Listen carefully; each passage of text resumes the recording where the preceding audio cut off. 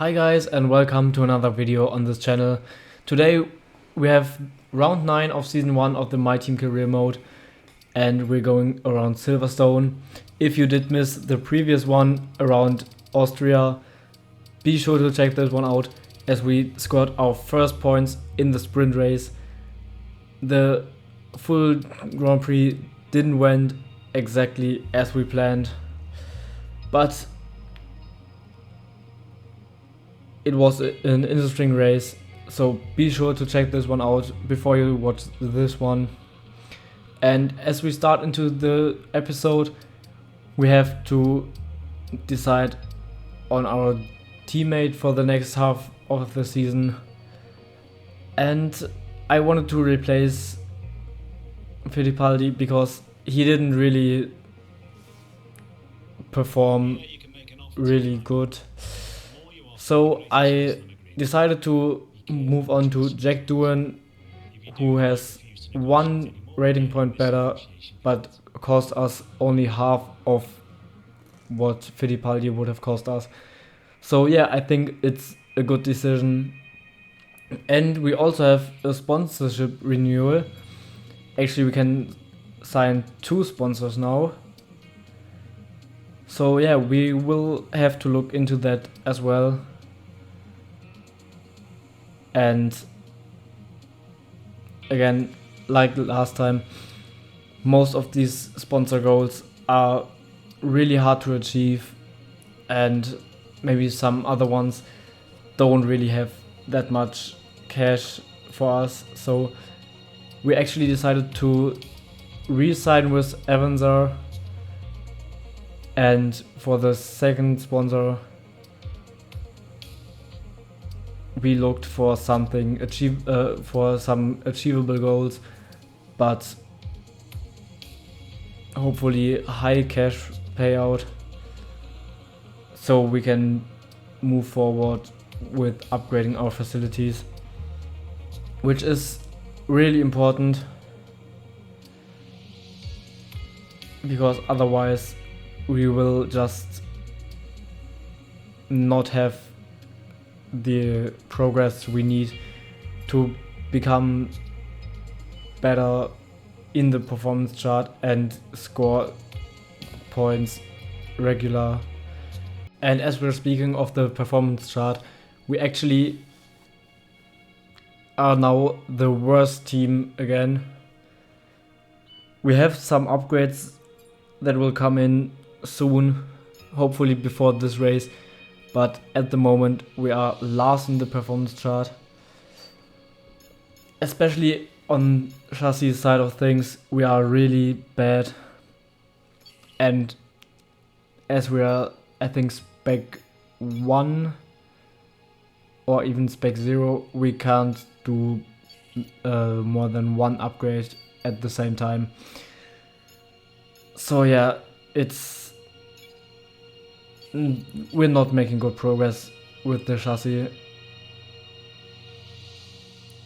and more money would help us to upgrade the facilities, and with better facilities we could upgrade the car faster, and we definitely need that because we're just way too slow. As 2 of the 3 upgrades for this weekend come in, but yeah, 1 upgrade failed, and we don't have enough R&D points to redo it before Hungary. So yeah, it's not going that well for us right now, but let's go to the race weekend and look what we can do.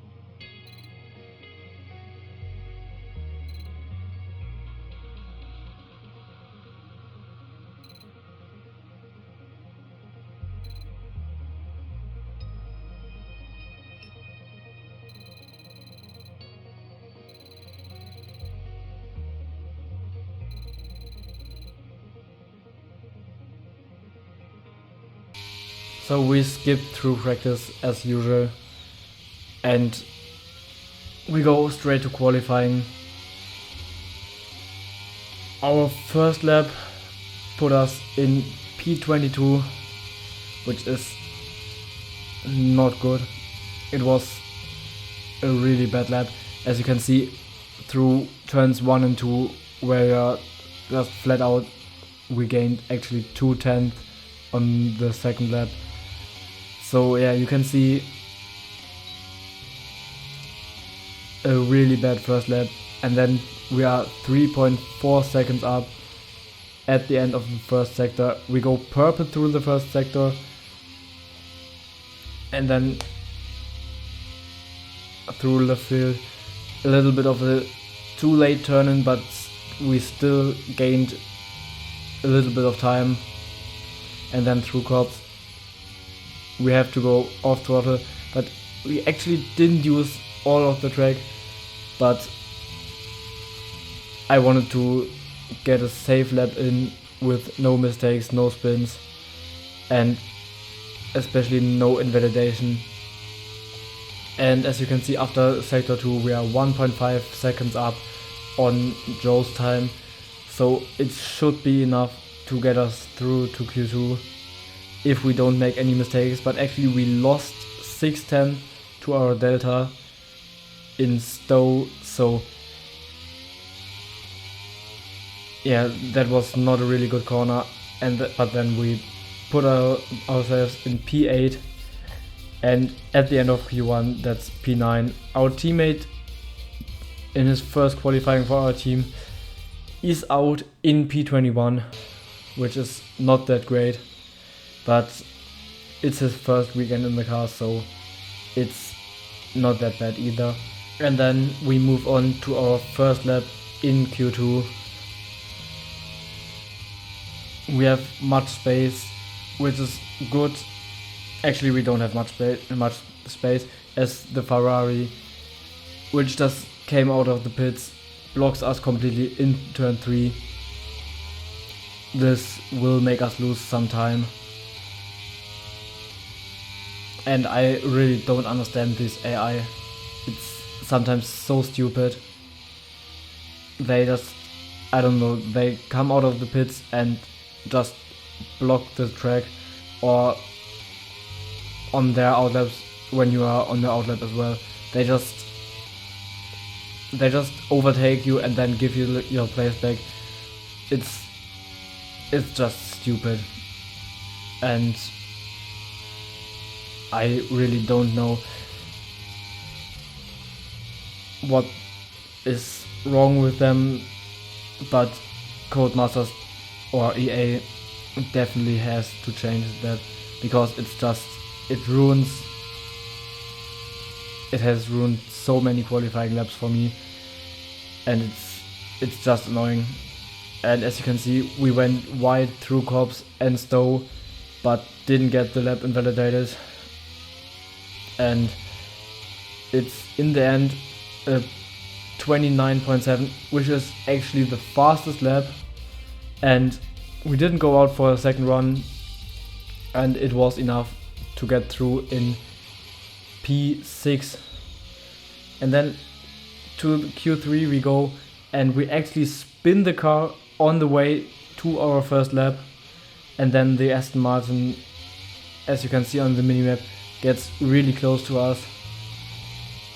And this is just the thing I talked about, because now he's gonna try to overtake us, and I'm just focused on my lap, so I won't really look out for him, because it's not the race, so I should be able to get a lap in where nobody tries to overtake us and where nobody is in my way. So if someone tries to overtake me on my qualifying lap, like he does in turn 7, it's just stupid, and it ruins both our laps. I think the Aston Martin actually has front wing damage now,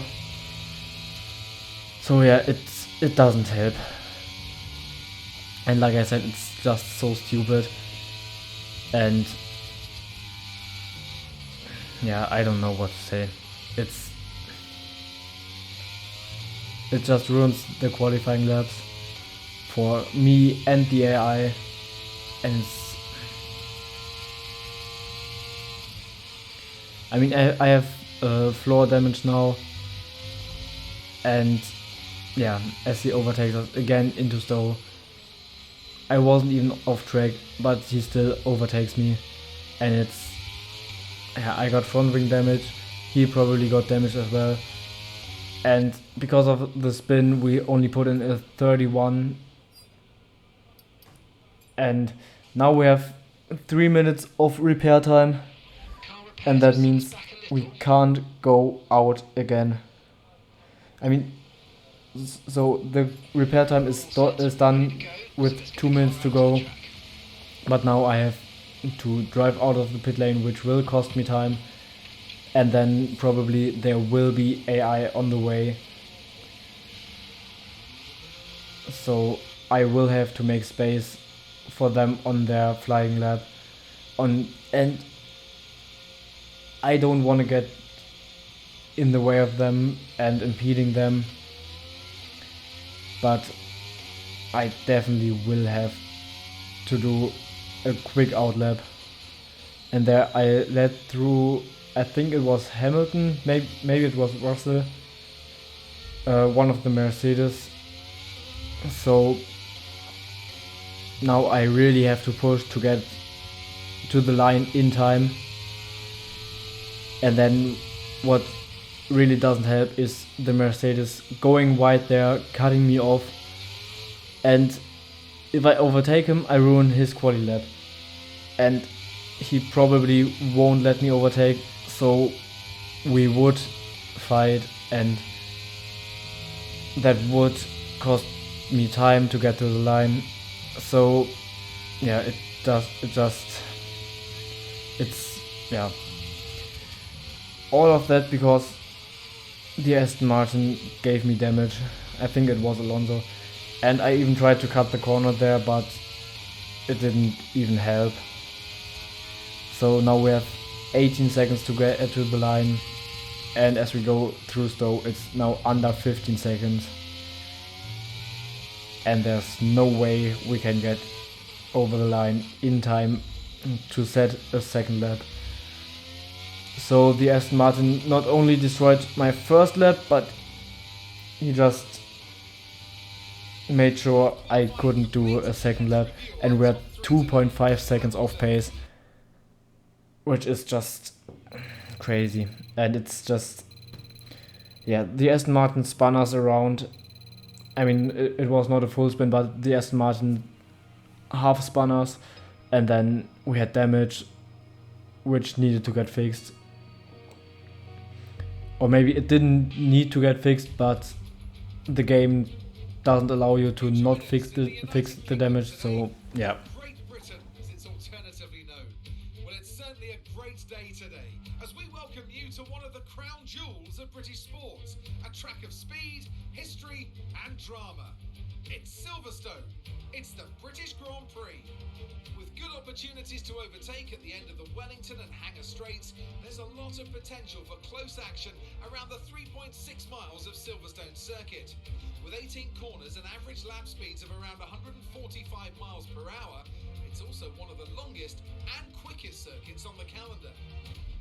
It's time to take a look at our starting grid for today's race. Lewis Hamilton lines up on pole position, with Charles Leclerc alongside. As we continue through the rest of the grid today, we have Verstappen, Russell, Sainz, Fernando Alonso, Perez, Albon, the owner driver, Oscar Piastri, Stroll, Bottas, Gasly, Ocon, Hulkenberg, Magnussen, Tsunoda, Norris, Sargent, Dewan, De Vries and Joe Guan Yu. With preparations almost complete, let's head down to the track. Anthony Davidson is alongside me as usual for today's race. Now, I want to ask you, about Lando Norris. As ever, the threat of unreliability is never far away, and indeed they'll be starting out of position today due to power unit component changes. It's going to be a difficult task to move forward from there. But on the bright side, at least those fresh components can help them maintain the power they need to come through the pack. I expect to see them take a more aggressive approach today to make up for the compromised start. So we are on the grid and we actually start in P9 because someone ahead of us, I think it was Norris, got a penalty. Yeah, I think Alonso should have gotten a penalty as well, but unfortunately the game mechanics don't allow this to happen. And yeah, we're going to a medium to hard strategy, a one stop of course, because the pit lane around here is just so long and so slow. With 2 stops we would just lose way too much time. So from P9 I hope we can score some points again, but our race pace wasn't that strong lately, so I don't really have much hope, but we will try and maybe we will get some points.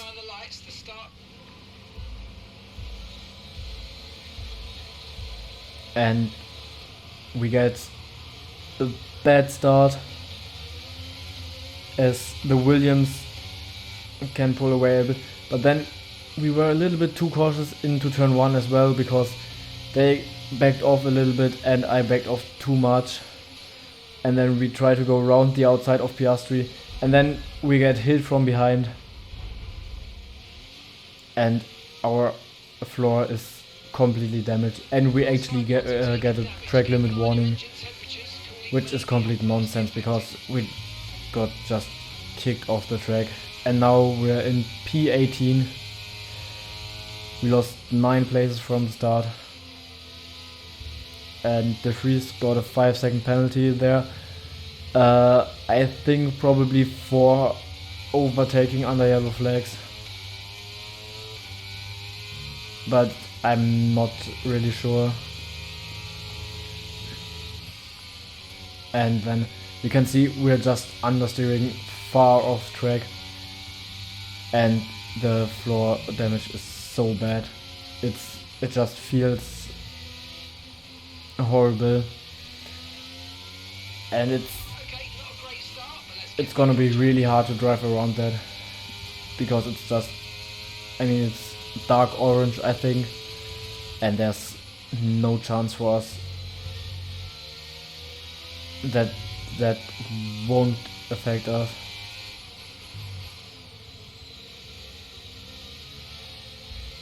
Yeah, but we'll try to make the best of it,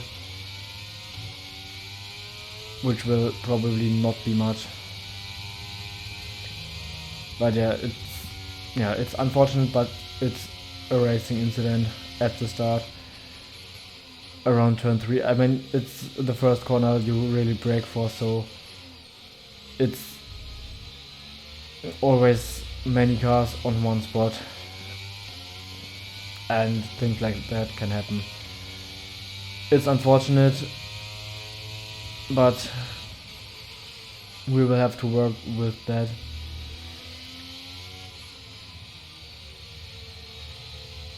But the car is damaged really bad.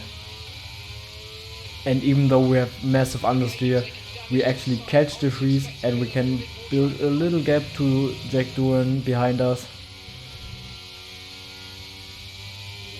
So yeah, even though the crash did damage our car, we are a little bit faster than the cars around us. And onto the Wellington Straight, or I think it's Hunger Straight, I'm not sure right now. We try to make a move on De Vries, but the understeer just takes us wide and De Vries can switch back us, and yeah, it's really not fun to drive with that damage. Okay, DRS will be enabled this lap. You can use it when But we try to stay with the freeze, DRS zone. as it's really hard to even get turn 1 and 2 flat out, which would be without damage easy flat out. So yeah, the damage is pretty harsh, so we won't be able to achieve much in this race. But we try to overtake the freeze, and we try to switch back, but he blocks the inside of the track, so we can't overtake him. And then we get the much better exit out of turn 7 and into Cops. We are down the inside, but we go so far off track because it's just so understeery. But we actually at first keep the position, but then into Maggots and Baggots, De Vries tries to overtake us again, but we just run him off the road and keep the position. But now we have 3.5 seconds gap to the cars ahead, which are actually on hard tires, so we're just losing time on the softer compound of tire, and it's just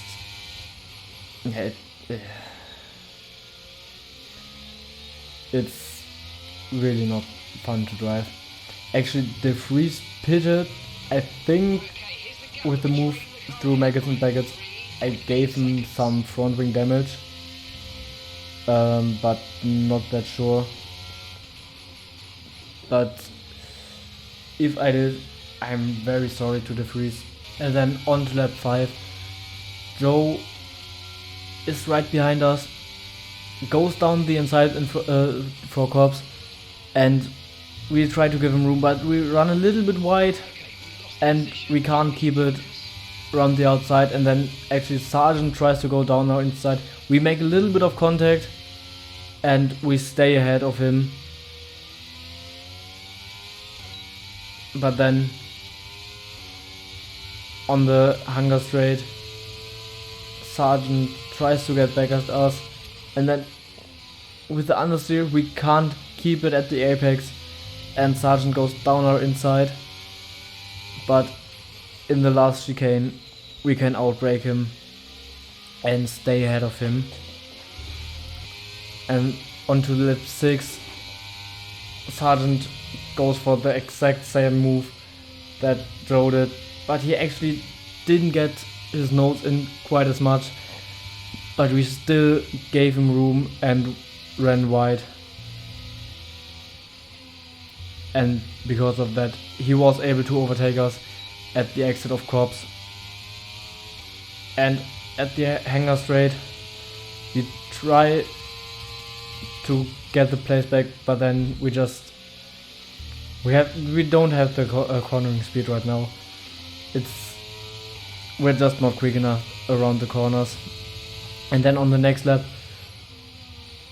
in turn 6, we go down the inside, but then in turn 7, Sargent goes down our inside again, but at the exit of turn 7 with the acceleration and the ERS, we are just a little bit faster and go ahead. But only one lap later, Sargent goes down our inside again, and we run wide because we wanted to give him space. And this time, Sargent gets a way better run, but still he can't quite make the move, and trying to give him space, we run out of the road again. Yeah, and then at the end of lap 12, I decided with this damage, we lost 15 seconds to Sargent in only, I think, 4 laps. So there's no point in continuing this race. So I decided to retire, because with this damage, it's just so fucking understeery. And we don't have any pace and we don't have any fun, so it just doesn't make any sense to continue. I must say, under some intense pressure to take a well-earned victory here at the British Grand Prix. What do you think it was today, Ants, that gave them the edge over the competition? I feel like consistency was probably the key today. There's being quick, and then there's being quick lap after lap after lap. If you can do that, you can capitalise on other people's errors without making many of your own. And that's an approach that can push you a long way up the field. Well, Mercedes are on top form once again after an excellent race weekend. It's great to see them up on that podium once again.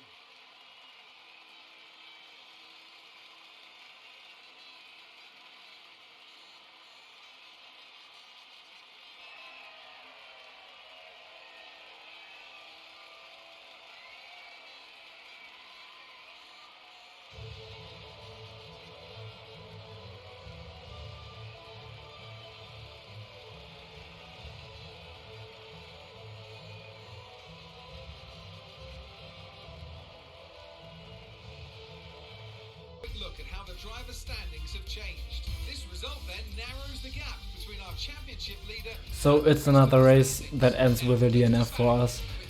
I feel like it wasn't really our fault this time. We got spun around at turn 3 of the opening lap, and with that damage we didn't have any good pace, so yeah, just unfortunate, and we're looking forward to have a better result in the next race. So see you guys next time, and goodbye.